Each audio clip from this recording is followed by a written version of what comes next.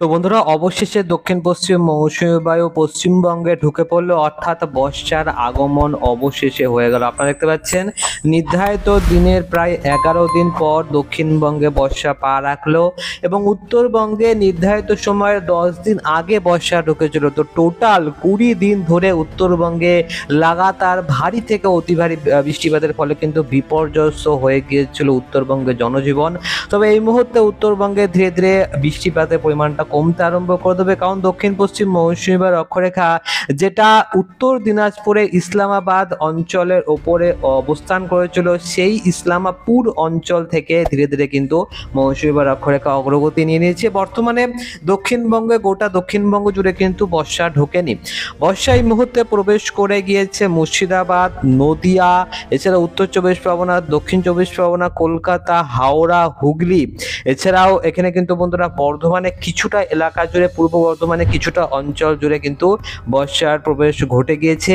এখনো পর্যন্ত পুরুলিয়া, বাঁকুড়া, আসানসোল, পূর্ব মেদিনীপুর, পশ্চিম মেদিনীপুর, দীঘা, মন্দারমণি, কন্টাই, হলদিয়া, ওই সমস্ত এলাকাগুলোর ক্ষেত্রে, বাঁকুড়ার ক্ষেত্রে বর্ষা এখনো পর্যন্ত ঢোকা বাকি রয়েছে। তো এই বর্ষা কবে গোটা দক্ষিণবঙ্গ পুরোপুরি কভার করতে পারে, এই মুহূর্তে কি জানাচ্ছে আলিপুর আবহাওয়া দপ্তর আবহাওয়াবিদরা, এবং আজকের দিনকে রাত্রিবেলার দিকে এবং মাঝরাতের বেলার দিকে কোন সময়ে বৃষ্টিপাতের সম্ভাবনা থাকতে পারে, তো গোটা বিষয়টা জানতে হলে অবশ্যই আপনি ভিডিওটা শুরু থেকে শেষ পর্যন্ত দেখবেন এবং সাবস্ক্রাইব না করে রাখলে সাবস্ক্রাইব করার সাথে সাথে অল নোটিফিকেশনটি অন করে রাখবেন। তো বন্ধুরা, এই মুহূর্তে আমরা সরাসরি লাইভ আপডেটে চলে এসেছি এবং লাইভ আপডেটে আপনারা এই মুহূর্তে যেটা দেখতে পাচ্ছেন যে বোলপুর, ঘুষকরা, দুর্গাপুর, কাটোয়া, বেলেডাঙ্গা, বহরমপুর, নওদা, এই সমস্ত এলাকাগুলোর ক্ষেত্রে হালকা বৃষ্টিপাত চলছে। নদিয়া এলাকাগুলোর ক্ষেত্রে যদি দেখি তো সেখানে রানাঘাট, বগুলা, বনগাঁর দিকটায় হালকা বৃষ্টিপাত এই মুহূর্তে লক্ষ্য করা যাচ্ছে এবং মোটামুটি আজকের দিনকে বিক্ষিপ্ত আকারে বৃষ্টিপাত বেশ ভালো মতনভাবেই গোটা দক্ষিণবঙ্গ জুড়ে বিক্ষিপ্ত আকারে লক্ষ্য করা গিয়েছে। দেখতে পাচ্ছেন বন্ধুরা, একাধিক এরিয়া জুড়ে বৃষ্টিপাত হয়েছে। নদীয়ার দিকগুলোর ক্ষেত্রে বৃষ্টিপাত বেশ ভালো মতনভাবে হয়েছে। কলকাতার আশেপাশের দিকগুলোর ক্ষেত্রে কিন্তু অল্প স্বল্প মেঘলা আকাশ ছিল, বিক্ষিপ্ত আকারে হালকা বৃষ্টিপাতও হয়েছে। কিন্তু দেখুন এখানটায় কাটোয়া, মুর্শিদাবাদের দিকগুলোর ক্ষেত্রে, নদীয়ার দিকগুলোর ক্ষেত্রে, কিছুটা বর্ধমান এলাকাগুলোর ক্ষেত্রেও বৃষ্টিপাত হয়েছে। তাছাড়া কিন্তু অত বেশি বৃষ্টিপাত দেখা যায়নি, বাদবাকি এলাকাগুলোর ক্ষেত্রে মেঘলা অবস্থানই ছিল।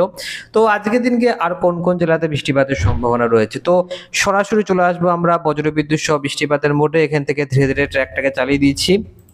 আপনারা দেখতে পাচ্ছেন যে 4টে নাগাদ আমরা চলে আসলাম এবং 4টে নাগাদ পুরুলিয়া, বাঁকুড়া, বর্ধমান, নদিয়া, চন্দননগর, কলকাতা সমস্ত এলাকার ক্ষেত্রে বৃষ্টিপাত দেখা যাচ্ছে। তবে কলকাতা, এই চন্দননগর এলাকা জুড়ে একটুখানি বেশি বৃষ্টিপাতের সম্ভাবনা রয়েছে। তবে তাছাড়া আমরা যদি এখান থেকে ট্র্যাকটাকে চালিয়ে দিই তাহলে দেখতে পাবেন যে রাত্রিবেলার দিকে খুব বেশি একটা ভারী থেকে অতি ভারী কিংবা মারাত্মক ভারী বৃষ্টিপাত এরকম টাইপের কোনো রকম বৃষ্টিপাতের সম্ভাবনা নেই।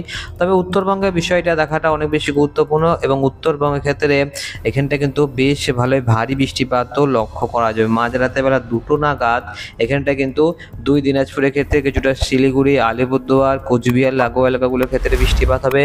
পাশাপাশি রংপুর, কালাই, মনমোহন সিং এবং সিলেট বিভাগেও বৃষ্টিপাত লক্ষ্য করা যাবে। দক্ষিণবঙ্গে কোনো রকম বৃষ্টিপাত মাঝরাতে বেলার দিকে হবে না।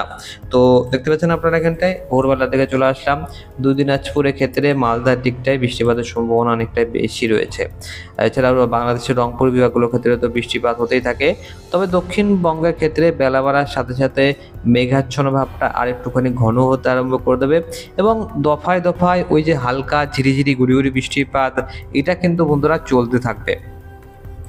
তো কলকাতা, চন্দননগর, আরামবাগ, বর্ধমান, নদিয়া, এই সমস্ত এলাকাগুলোর ক্ষেত্রে বৃষ্টিপাতের সম্ভাবনা রয়েছে। এখান থেকে আমরা ধীরে ধীরে ট্র্যাকটাকে চালিয়ে দিয়েছি। দেখতে পাচ্ছেন বর্ধমান, নদিয়া, চন্দননগর, কলকাতা, কোলাঘাট, খড়গপুর, এখানটা কিন্তু বন্ধুরা বৃষ্টিপাত চলতে থাকবে। অন্যদিকে যদি আমরা জুম আউট করে দিই এবং ধীরে ধীরে ট্র্যাকটাকে চালিয়ে দিই তাহলে দেখতে পাবেন যে দক্ষিণবঙ্গ জুড়ে কিন্তু শুধুমাত্র হালকা বৃষ্টিপাতে লক্ষ্য করা যাচ্ছে। বাংলাদেশের ক্ষেত্রেও কিন্তু সেম টাইপের পরিস্থিতি রয়েছে, শুধুমাত্র হালকা ঝিরিঝিরি গুড়ি বৃষ্টিপাতে লক্ষ্য করা যাচ্ছে। তো আগামীকাল এবং আজকের দিনকে ক্ষেত্রে সেম টাইপের বৃষ্টিপাতের সম্ভাবনা থাকবে, বিক্ষিপ্ত আকারে হালকা বৃষ্টিপাতের সম্ভাবনা থাকবে। মাঝরাতে বেলার দিকে কিংবা সন্ধ্যেবেলা পর থেকে কিন্তু বৃষ্টিপাতের সম্ভাবনা কমে যাবে।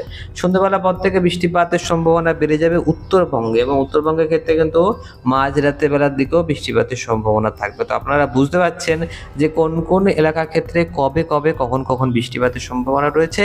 দারুণ একটা খুশির খবর এটাই যে বর্ষা এই মুহূর্তে ঢুকে গিয়েছে, প্রাক বর্ষার বৃষ্টিপাত আমরা একদিন পেয়েছি, তারপরে এই মুহূর্তে যে বৃষ্টিপাতটা হচ্ছে সেটা কিন্তু বর্ষার কারণে বৃষ্টিপাতটা হচ্ছে। বৃষ্টিপাতের পরিমাণ বলে চলে আসলাম। পরবর্তী 10টা দিনে আমরা চলে যাব একবারে। তো দেখুন 10টা দিনে আসলে আপনারা ওভারঅল ভালোই বৃষ্টিপাত পেয়ে যাবেন, যেখানে এই যে 2 চব্বিশ পরগনার মধ্যে দক্ষিণ চব্বিশ পরগনা এবং উত্তর চব্বিশ পরগনার ক্ষেত্রে কলকাতার সাইডগুলোর ক্ষেত্রে কিন্তু ভালোই বৃষ্টিপাতের সম্ভাবনা রয়েছে, এবং তার থেকেও বড় কথা যে সমান পরিমাণে বৃষ্টিপাতের সম্ভাবনা থাকে। পুরুলিয়া থেকে 52 মিলিমিটার বৃষ্টিপাত, বাঁকুড়া থেকে 68 মিলিমিটার, বর্ধমানের ক্ষেত্রে 60 মিলিমিটার, নদিয়া ক্ষেত্রে 75 মিলিমিটার বৃষ্টিপাতের সম্ভাবনা রয়েছে। বাংলাদেশের দিকটা গেলে এখানে কিন্তু 100 মিলিমিটারের নিচে কোনো কথা হবে না। বরিশালের ক্ষেত্রে 100 মিলিমিটার, কুমিল্লার ক্ষেত্রেও 145 মিলিমিটার, ঢাকার ক্ষেত্রে 154 মিলিমিটার, ময়মনসিংহের ক্ষেত্রে 200 মিলিমিটার, সিলেটের ক্ষেত্রে 400 মিলিমিটার, কালার ক্ষেত্রে 124 মিলিমিটার, রংপুরের ক্ষেত্রে 236 মিলিমিটার। তো এরকম টাইপের বৃষ্টিপাতের সম্ভাবনা রয়েছে। এবং উত্তরবঙ্গের ক্ষেত্রে শুধুমাত্র মালদাতেও তাও কিন্তু 100 মিলিমিটার রয়েছে।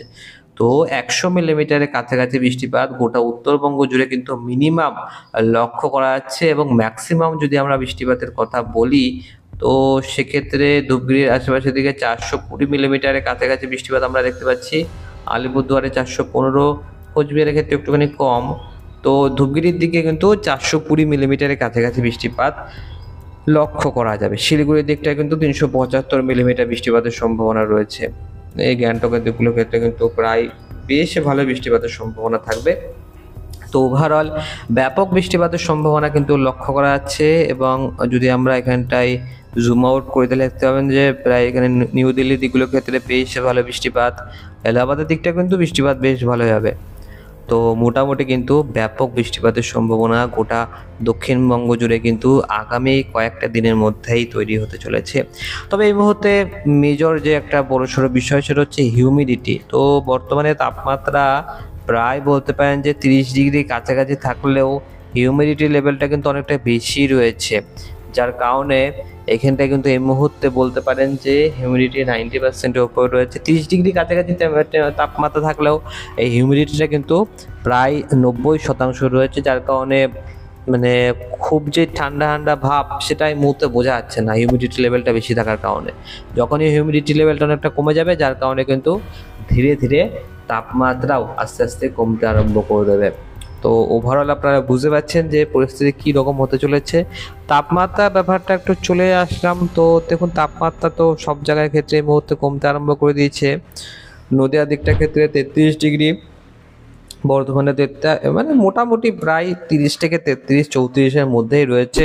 কলকাতার ক্ষেত্রে 30 ডিগ্রি তাপমাত্রা রয়েছে দেখতে পাচ্ছেন, যেখানে টুকটাক বেশি বৃষ্টিপাত হয়ে যাচ্ছে সেখানে তাপমাত্রা মানে কমে যাচ্ছে। কিন্তু তাছাড়া যেখানে যেখানে বৃষ্টিপাত হয়নি সেখানেও কিন্তু খানিকটা ঠান্ডা বাতাস বয়ে যাওয়ার কারণে সেখানেও তাপমাত্রা প্রায় 28 থেকে 30 ডিগ্রির মধ্যেই রয়েছে। মানে সেই যে আমরা গরমটা মানে দেখতে পেয়েছিলাম 47 ডিগ্রি তাপমাত্রা চলে গেছিলো, তার তুলনায় কিন্তু 17 থেকে 18 ডিগ্রি কম তাপমাত্রা রয়েছে। এবং যখনই আবহাওয়া পাল্টে যায় তখন কিন্তু খুব বেশি দিন সময় লাগে না। 1 সপ্তাহ আগে আপনি মনে করে দেখুন যে কতটা অসহ্যকর আর্দ্রতাজনিত অস্বস্তিকর গরমের পরিস্থিতির মুখোমুখি হতে হয়েছিল গোটা দক্ষিণবঙ্গবাসীকে।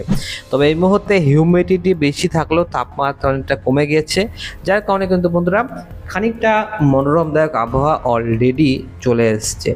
তো ওভারঅল আমরা আজকের এই ভিডিওতে এইটুকুই লেটেস্ট আপডেট দিতে পারছি। পরবর্তী ভিডিওতে আমরা আরও বেশি ভেরি অ্যাকুরেটলি আপডেট দেওয়ার চেষ্টা করবো। তো অবশ্যই আপনারা স্টে টিউন থাকবেন, চ্যানেলটিকে সাবস্ক্রাইব করার সাথে সাথে অল নোটিফিকেশনটি অন করে রাখবেন।